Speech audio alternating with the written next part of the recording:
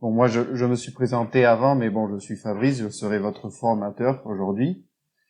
Et je vais vous montrer tout le début. Je vais vous expliquer un peu qu'est-ce qu'on va voir sur cette formation. Alors, principalement, c'est pour Accent Quartz, hein.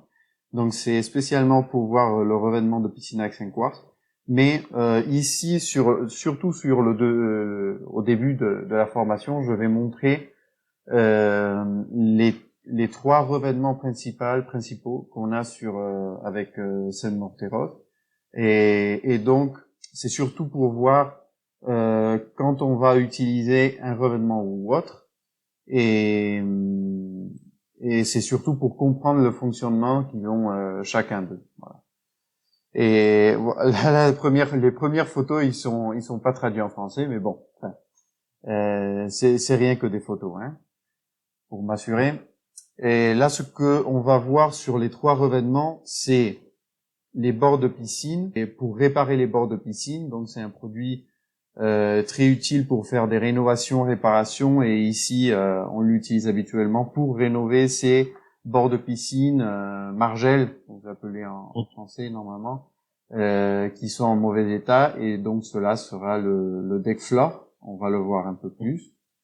Après, toutes les terrasses et les revêtements extérieurs des sols, d'accord, que ça va être deck quartz, ce qu'on va voir. Et là, ce qu'on va passer, donc, c'est la dernière photo qu'on a, la dernière picture.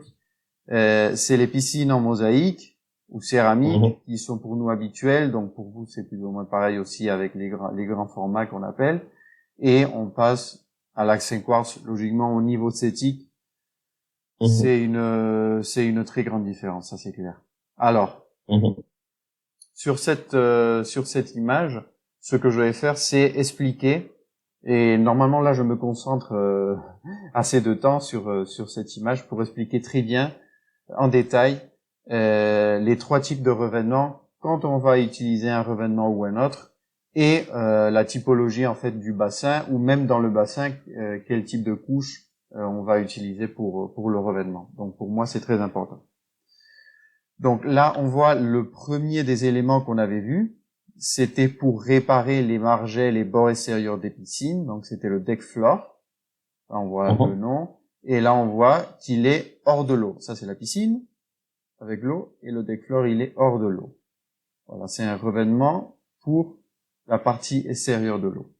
Et là, on voit que son support, en fait, c'est de la pierre, ou bien c'est des éléments qui sont sont pas nécessairement très stables. Donc là, j'ai un petit échantillon. Laissez-moi, je vous montre. Alors ça, c'est le deck floor. Là, vous allez pas, toi, Nicolas, tu vas pas voir la caméra, mais bon, ce que je t'explique là, c'est en fait, c'est un revêtement qui est très fin. C'est un revêtement qui fait en tour 2-3 mm. Et normalement, la finition, c'est avec une gouttelette écrasée. Voilà, c'est la finition habituelle. Ça fait 2-3 mm. Dans notre cas, c'est avec du quartz micronisé qu'on appelle, c'est du quartz très fin. Donc c'est hautement résistant, on parle tout le temps de celui-là, c'est hautement résistant aux éléments chimiques. C'est une des avantages qu'il a le quartz. En fait, c'est au niveau chimique, il a une grande résistance. C'est fait pour les piétons, donc il faut éviter de faire passer les voitures ou le trafic, ce qu'on appelle routier, parce qu'en fait c'est un élément de 2-3 mm, donc inévitablement il a pas la même résistance que sur les gros quartz, d'accord.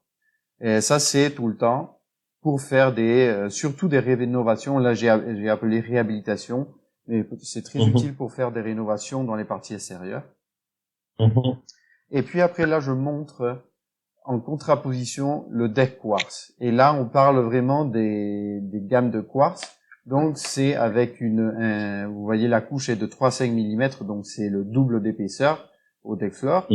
On parle de 3,5 mm et avec des gros quartz, des gros grains. Donc là, je vous montre, c'est exactement le même style qu'Accent Quartz. Voilà. Alors là, j'ai un petit échantillon, même si vous voyez pas dans ce cas-là parce que je suis en train de partager l'écran. Ben en fait, c'est exactement pareil que l'Accent Quartz. Uniquement, ce qui change, c'est l'épaisseur. il va à une épaisseur de 3,5 mm. D'accord? Et vous voyez que le support, qu'on voit là, si vous voyez mon mouse, le support, c'est du béton, en fait. C'est une dalle en béton. Et là, je commence des parties intéressantes, ou moi, au moins, je considère des parties intéressantes, que c'est plus relationné avec la logique constructive et les différents types d'éléments qu'on a pour construire. Donc là, on est dans la partie extérieure et on a deux éléments. D'un côté, le deck floor, d'un côté, le deck quartz. Et alors, ce que j'aime très bien d'expliquer, c'est les différences et pourquoi on utilise un système ou l'autre système. En fait, le système deck floor qu'on voit, il est beaucoup plus fin, ça fait 2-3 mm au maximum. C'est un produit qui est plus flexible. Donc, ce produit qui est plus flexible est mieux pour faire des rénovations ou quand on a un support qui est pas trop rigide. En fait, tu as un support qui, plus ou moins, va bouger avec le terrain. Donc, tu as besoin de quelque chose qui soit flexible. Problème qu'ils ont les revêtements qui sont plus flexibles. Plus le revêtement est flexible, il va être toujours plus fragile à l'usure. C'est ce qu'on appelle, au moins sur les essais, c'est ce qu'on appelle plus fragile à l'usure. C'est-à-dire, en avant, j'ai expliqué que le deck floor était très bien pour l'extérieur, mais pour les piétons, pour les personnes qui vont pas pour des endroits où tu as des voitures. Pourquoi? Parce qu'en fait, comme tu es plus flexible, tu as une résistance à l'usure moindre, plus petite, et pourtant tu as une durabilité de vie moins longue, bien sûr, et aussi tu vas avoir plus de problèmes avec les voitures. Donc la contre, c'est que l'accent quartz, le deck quartz dans ce cas-là, puisqu'on est dans l'extérieur du bassin, dans l'extérieur de l'eau, le deck quartz, il a une résistance à l'usure très haute, très haute. Donc là, par exemple, ici à l'usine où je suis à Madrid, on a l'exemple de tous les extérieurs de l'usine qui ont le deck quartz et où tu peux trouver, peut-être pas tous les jours, mais presque tous les jours, des camions qui passent dessus, des camions de 30 tonnes qui passent par-dessus, sans faire aucun dommage. Donc voilà, tu as un quartz gros avec une résistance très forte à l'usure. Tu peux passer des voitures, tu peux faire n'importe quoi dessus. Ici, on a eu moins 10 degrés avec 50 cm de neige, ou bien le soleil maintenant qui est à 40 ou plus de 40 degrés ici à l'extérieur. Donc des différences de température très fortes, et ça fait pas de mal au revêtement. Quelle est la contre d'un revêtement comme le deck quartz? En fait, il est très fort à l'usure, mais il est très rigide. Voilà, c'est les contres. Ou bien tu choisis la flexibilité, ou bien tu choisis la rigidité. Alors le problème, c'est que le support où tu utilises le deck quartz, ça doit être un support en béton, une dalle en béton ou similaire, mais qui soit résistant. Parce que si tu utilises, je sais pas, une dalle très faible par exemple, ou une dalle qui est cassée ou très vieille et qui a un mouvement, finalement, ce que tu vas avoir, c'est un problème entre le revêtement rigide et la dalle en béton qui n'est pas rigide. En fait, moi surtout, c'est pour expliquer aux gens, celui qui vont se former, que en fait l'accent quartz, on le voit qu'il est tout le temps immergé. Je sais pas si, oui, ça se dit comme ça en français, je crois aussi. Bon, il est tout le temps sous l'eau, d'accord. Et en fait là, quand je fais les formations à Madrid, je prends un exemple. On a plusieurs bassins là dehors, et donc je montre différents. Il y a par exemple un bassin où il y a une partie qui est hors de l'eau, et alors j'utilise pour expliquer le motif, non. Et en fait, il y a des gens qui ont tout le temps des questions. Moi, ça m'arrive beaucoup. Bien sûr, je suis le technicien, donc toutes les questions sont pour moi. Mais il y a des gens qui disent bon, ce mortier de ciment, en parlant de l'accent quartz surtout, parce que c'est le produit, on va dire, de celui qu'on est en train de faire la formation. Alors ceux qui demandent, c'est bon, cet accent quartz, il va se fissurer, il va avoir des fissures ou pas? Enfin, c'est une question que tout le monde qui a un jour posé un ciment, un mortier de ciment va te faire. C'est une question habituelle, non? Un mortier de ciment, il va se fissurer ou pas? Et en fait, moi, ce que j'explique, je profite, parce que là, Je sais pas si tu es pressé ou pas, mais puisqu'on a l'opportunité de faire une formation, j'essaye de voir tous les détails. Donc, moi, ce que j'explique, c'est l'accent quartz ou n'importe quel autre mortier de ciment, il ne peut jamais se fissurer sous l'eau. C'est impossible. Fissure, au moins de rétraction hydraulique. On parle pas de fissures au niveau structurel, mais des fissures de rétraction hydraulique. Un mortier de ciment jamais peut se fissurer dans l'intérieur de l'eau. Le motif est très simple. Le motif, c'est que les fissurations sur les mortiers de ciment se produisent dans la perte de l'humidité et dans les changements de température et humidité. Donc sous l'eau, la température elle est stable. Sous l'eau, l'humidité c'est le 100%. Pourtant, il n'y a pas de changement dans la température et l'humidité, donc il n'y a pas de retrait et il n'y a pas de fissure dans les mortiers de ciment. Voilà. Alors, l'habitude, par exemple, vous que vous êtes proche et vous connaissez d'autres systèmes de revêtement, comme vous m'avez dit, qui ont été utilisés dans votre zone. Là, par exemple, l'habitude aux États-Unis, c'est de laisser toujours les revêtements de mortier de ciment sous l'eau. Jamais, même dans la ligne d'eau, ils ne font pas de revêtement de mortier dans la ligne d'eau.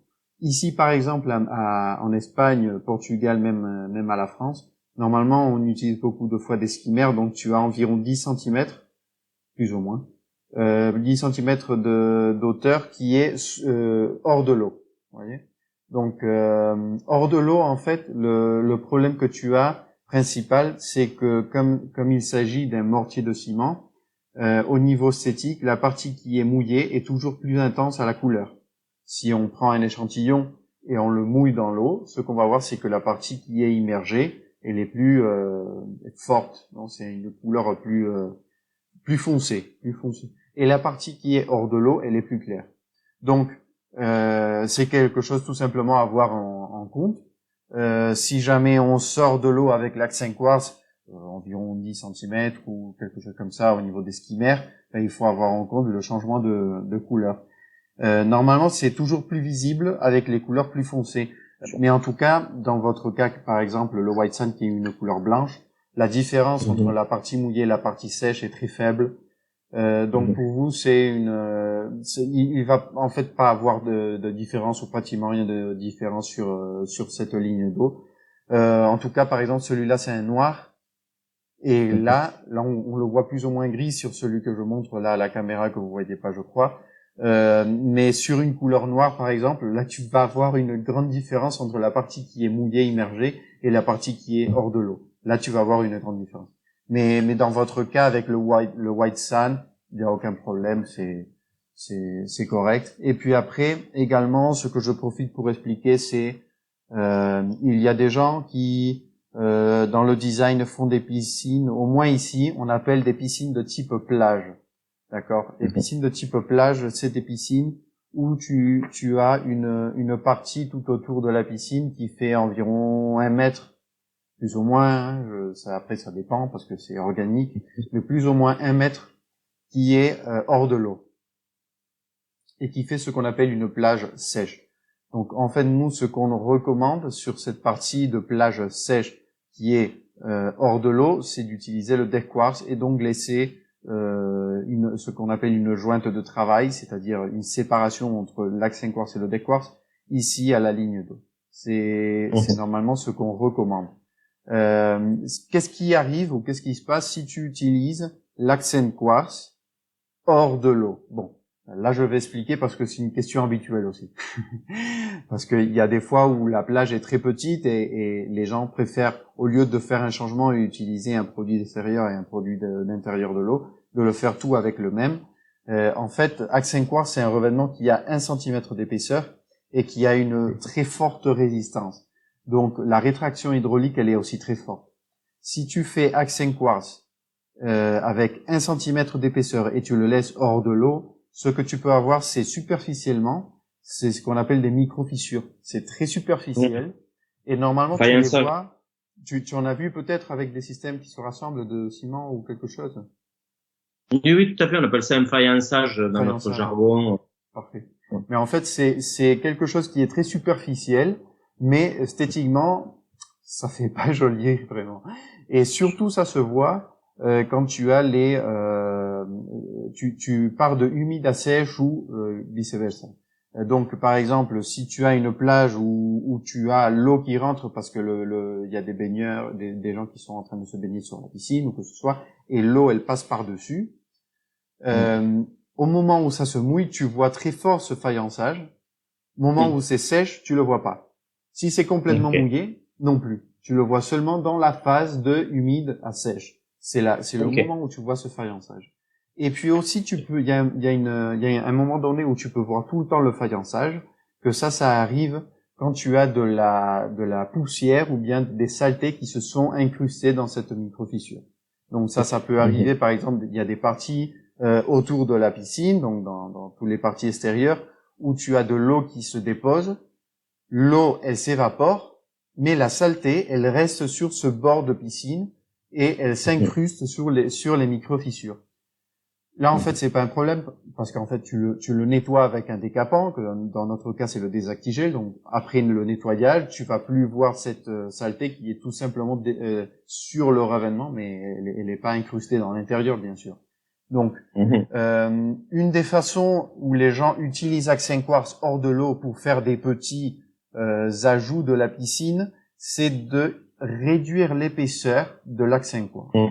D'accord? Donc, Mhm. normalement, c'est 1 centimètre. Alors, ce qu'ils font, c'est au moment où ils arrivent dans la ligne d'eau, ou bien ils surpassent la ligne d'eau, ils réduisent l'épaisseur à 3-5 mm, comme sur le deck quartz. Donc, moins d'épaisseur, moins de rétraction hydraulique, moins de faïençage, moins de fissuration, hein, d'accord? Donc c'est une des façons.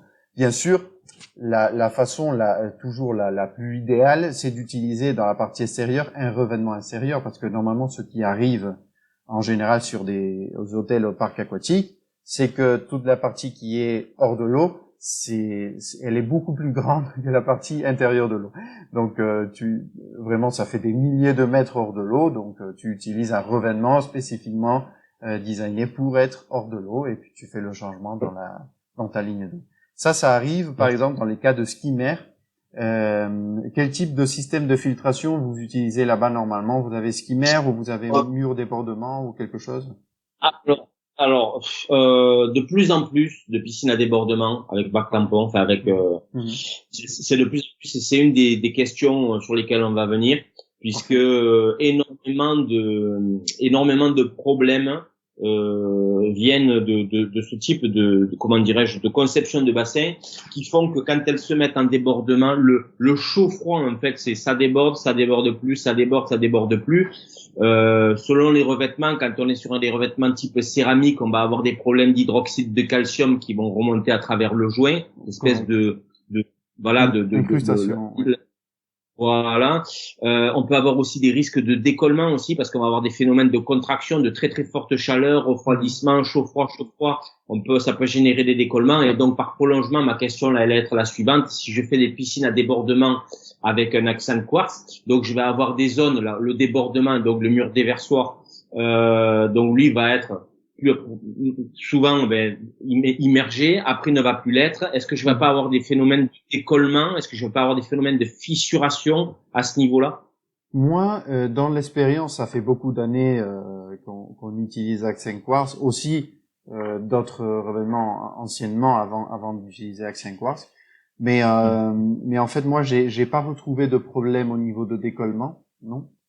Parce qu'en fait l'absorption est très faible et même pour la perte de l'eau, tu as toujours une petite un taux d'évaporation de l'eau dans le revêtement, même il n'est pas plastique, donc il y a toujours un taux d'évaporation. J'ai jamais vu de problème de décollement dans ces cas-là.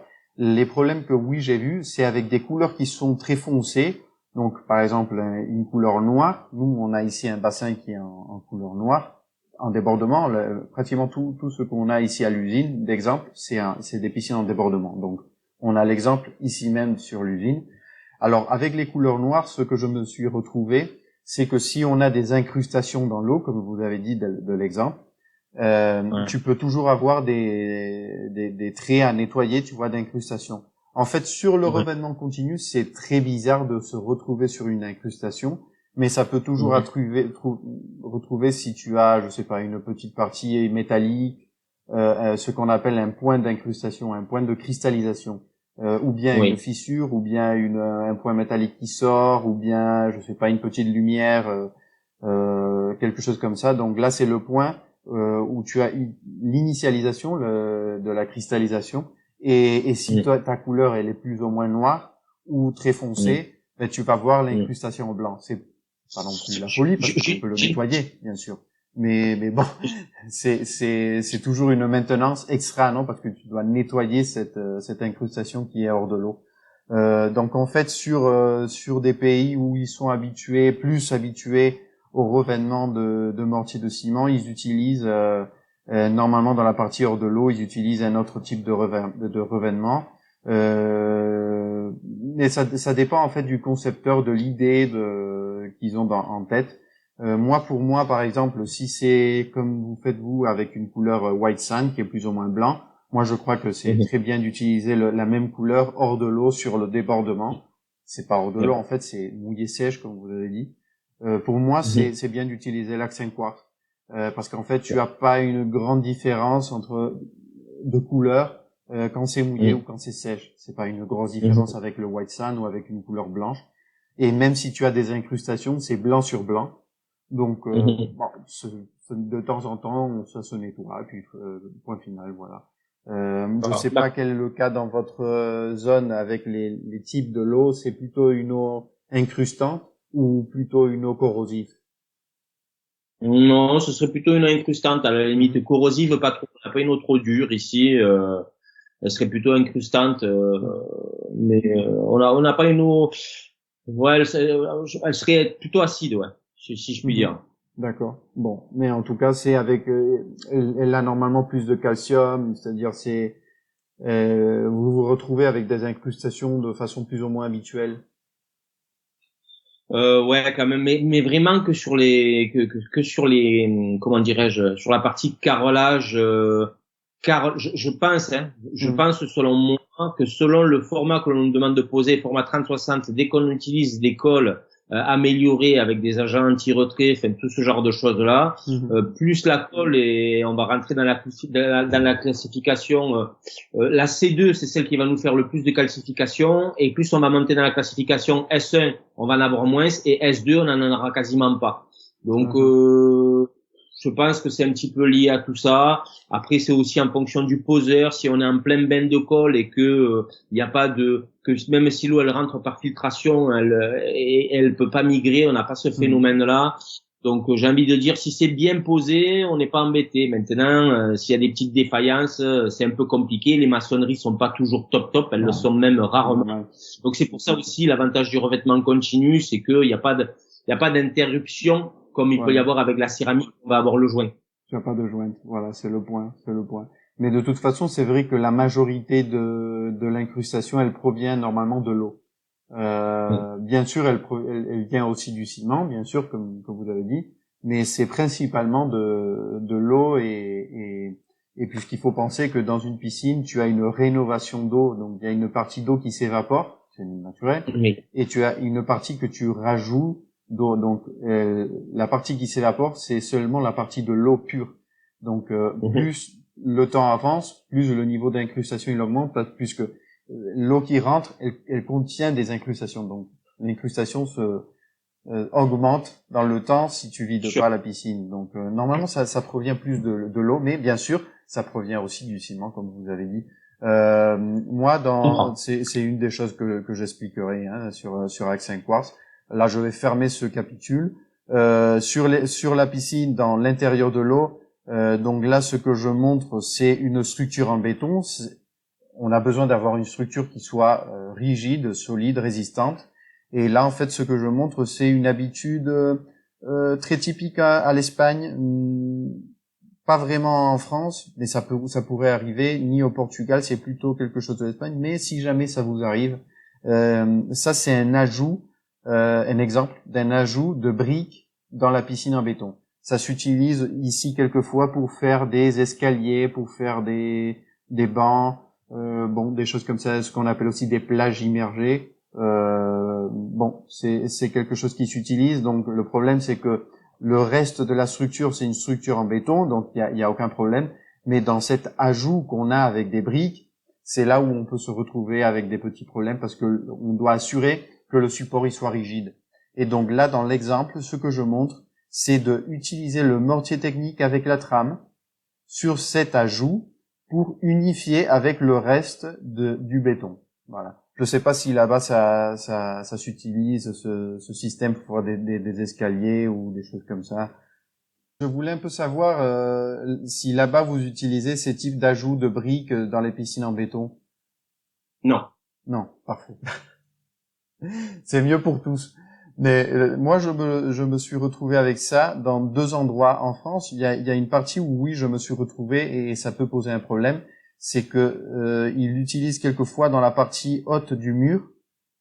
Vous voyez, sur la piscine, parce que bien sûr, l'eau de la piscine, elle te fait, elle copie tous les défauts de planéité, on va dire, de nivelage, non? Parce que l'eau, elle cherche toujours le même niveau. Donc, il y a des fois que pour reniveler le bord de la margelle de la piscine, ils font des ajouts avec des briques ou avec du mortier qui n'est pas très formidable. Donc ça également, c'est une partie qui est dangereuse au niveau de la structure. Nous, dans notre cas, on s'assure de que cet ajout il soit solide et on utilise un mortier technique, c'est le MT2G avec la trame. Le MT2G avec la trame, il est aussi habituellement utilisé selon fascicule 74 pour unifier, que ça peut arriver dans votre cas, c'est quand tu fais le béton du sol un jour, et puis après le béton du mur le jour d'après. Donc là, tu as une unification de ces 2 bétons qui ont de dates différentes, ce qu'on appelle un béton vieux, béton nouveau. Au moins, c'est la façon de le dire ici. Donc, pour unifier ces 2 bétons et éviter la perte d'eau dans l'union, ce qu'on utilise, c'est ce mortier technique avec la trame. Ici, j'ai un petit exemple. Je ne sais pas si dans vos échantillons que vous avez, peut-être vous avez cet exemple qu'on a de rénovation. C'est tout simplement un mortier technique qui fait 2-3 mm d'épaisseur. Et là où on fait rentrer une trame de fibre de verre pour donner un peu plus de résistance et assurer qu'on va pas avoir de perte d'eau ni de spectre dû à cette unification des 2 bétons. Donc ça, oui, ça peut vous arriver. Et puis, il y a un autre cas que je montrerai après, que c'est celui que vous avez dit, des blocs parpaings, blocs à brancher ou parpaings. Donc, là, on va utiliser le mortier technique. On va le voir un peu plus fort après, mais c'est une des parties où on utilise le mortier technique. Et puis après, on a l'HF24 Impergrip, que c'est l'imperméabilisation qui fait imperméabilisation et couche d'accroche 2 en 1. Parce que en avance, on avait PK 72 et HF24. Je crois que toutes les piscines que vous avez maintenant à faire, elles sont avec Impergrip, non, je crois? Oui, absolument. Parfait, parfait. Mais en fait, c'est en avance, ce qu'on avait, c'était l'imperméabilisation monocomposante. En fait, tout le temps, on dit monocomposant, mais on veut s'assurer que ça soit jamais élastique. Donc, le cas de l'HF24, il est flexible. Là, j'ai un petit échantillon. C'est quelque chose de très important à avoir en compte dans les piscines, de toujours faire attention à l'imperméabilisation. Si elle la contient déjà, c'est qu'elle soit pas élastique. Donc ça, c'est un échantillon de HF24 que vous n'allez pas voir parce que vous voyez pas ma caméra. Mais bon, dans l'échantillon, il semble être flexible, mais en fait, il est pas élastique. Donc, si tu essayes de tirer de lui, tu vas pas pouvoir tirer de lui. Il n'est pas élastique. Voilà, c'est la partie plus importante. Donc, dans le marché, on se retrouve beaucoup de fois avec des imperméabilisations qui sont pensées pour accepter la fissuration du support, donc qui sont élastiques. Et là, c'est où on se retrouve avec des problèmes, puisque le revêtement qu'on va utiliser, en fait, il est rigide. Donc, le problème, c'est que si au milieu des 2 supports, on laisse, c'est-à-dire au milieu du béton et du revêtement, on laisse une partie élastique, on peut avoir un problème de décollement dans cette partie élastique. Quand il y a, par exemple, un changement de dilatation, un mouvement de la structure, si la structure n'est pas trop bien calculée, n'importe quel autre défaut peut assévérer ce décollement qui va se produire dans la partie élastique. Donc, nous, on s'assure avec le revêtement HF24 de que ça soit une imperméabilisation de type flexible, non élastique. Donc, ça, c'est aux normes françaises. On a la grande chance d'avoir le fascicule 74. C'est une très bonne norme au niveau français qui explique très bien les différences entre le système élastique et flexible. Donc, là, on choisit un système flexible. Donc, très important, je vais profiter pour faire un petit stop et expliquer quelque chose que les gens, en fait, ils demandent beaucoup. Ils ont l'habitude de penser à un système d'imperméabilisation. Et alors, la première chose que quelqu'un pense quand tu parles de l'imperméabilisation, c'est à quoi ça sert. Bon, l'imperméabilisation, les gens pensent que ça sert à éviter les pertes d'eau. Bon, ben c'est pas exactement ça. D'accord. L'imperméabilisation, la fonction principale de l'imperméabilisation, c'est de protéger le béton de l'eau. D'accord. Pourquoi? Parce que dans le béton, on a le béton et on a l'acier. L'acier du béton, il va s'oxyder avec l'eau. Donc, ce qu'on cherche avec l'imperméabilisation, c'est protéger le béton. En fait, la façon de le protéger, c'est imperméabiliser, éviter de passer l'eau à travers du béton. On évite de passer l'eau à travers du béton et pourtant on protège l'acier de la structure. En fait, les systèmes pour éviter la perte d'eau dans un bassin qui est fait en béton, c'est précisément comme on disait le mortier technique si on a une jointe de travail entre deux types de béton, ou bien directement quand on a des tuyaux traversants. Le fascicule 74 dans ce cas-là dans les normes françaises, ce qu'il explique, c'est autour de ce tuyau, ce que tu fais, c'est combler ou faire ce qu'on appelle une bague étanche avec un mortier de réparation qui est avec un retrait très faible ou ce qu'on appelle anti-retrait. Et c'est la façon qu'on a de sceller toutes les petites parties où on va avoir la possibilité d'avoir des pertes d'eau.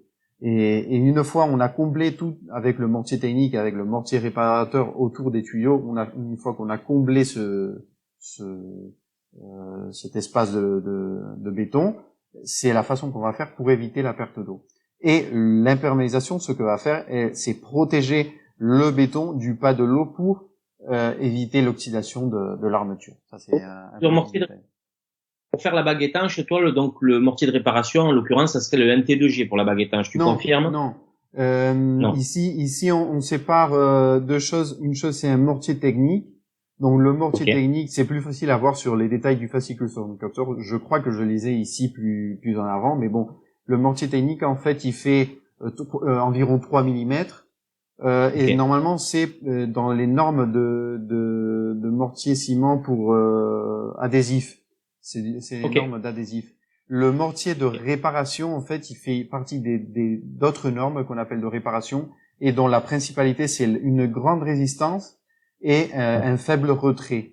Donc, c'est deux différents. Celui-là, il sert pour unifier, combler ce qu'on a, les jointes de travail ou les jointes de bétonnage. Et le mortier de réparation, c'est pour sceller autour des tuyaux ou bien où on a quelque chose qui traverse le béton, une lumière ou quelque chose où l'eau peut passer à travers avec les petites jointes. Voilà, c'est deux éléments différents. Je vais continuer sur la formation parce que je crois que j'ai un détail du fascicule 74 dont on voit le mortier de réparation. Ici, je le montre pas parce que nous on le fabrique pas, c'est un standard. Et où on voit le mortier technique. Donc, si je l'ai plus en avant, on le voit ensemble. Et de toute façon, on va profiter pour continuer puisque on est en train de prendre notre temps. Mais même comme ça, on doit arriver à la fin. Donc, on va continuer. On va voir des choses, j'espère que pour vous, très intéressantes.